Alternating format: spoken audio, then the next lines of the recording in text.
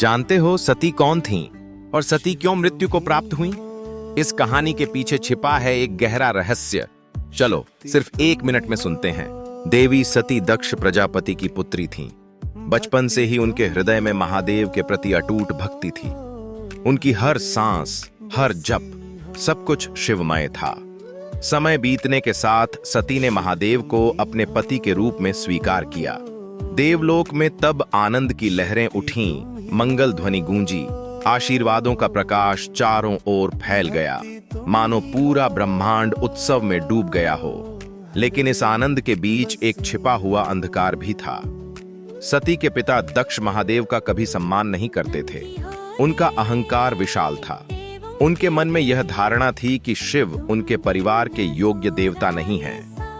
इसी राग और अहंकार में डूबकर दक्ष ने एक भव्य यज्ञ का आयोजन किया, जिसमें लगभग सभी देव देवियों को आमंत्रित किया गया। लेकिन आमंत्रित नहीं किया गया महादेव को और न ही सती को। सती अपने प्रिय स्वामी के इस अपमान को सहन न कर सकीं। शिव ने उन्हें यज्ञ में न जाने का आदेश दिया, लेकिन मन की पीड़ा से व्याकुल होकर सती अकेली ही पिता के यज्ञ स्थल पर पहुंच गईं। वहां पहुंचकर उन्होंने देखा दक्ष खुलेआम महादेव का अपमान कर रहे हैं। देवता मौन थे और सती असहाय। उनके हृदय का मानो चूर चूर हो गया। सती खड़ी हुईं और दृढ़ स्वर में घोषणा की, जो शरीर मेरे स्वामी शिव के अपमान को सहन करता है, वह शरीर मेरे किसी काम का नहीं। यह कहकर वे यज्ञ अग्नि की ओर बढ़ीं। आंखों में पीड़ा, हृदय में क्रोध और मन में शिव के प्रति प्रेम। एक ही क्षण में देवी सती ने यज्ञाग्नि में आत्माहुति दे दी।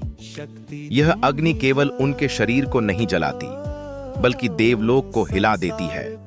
जैसे ही सती के मृत्यु समाचार महादेव तक पहुंचे, उन्होंने मौन तोड़ दिया और रौद्र रूप धारण कर लिया।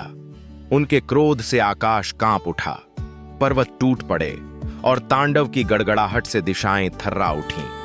शिव की जटाओं से वीरभद्र प्रकट हुए, अजेय योद्धा, और अग्नि से महाकाली अवतरित हुईं।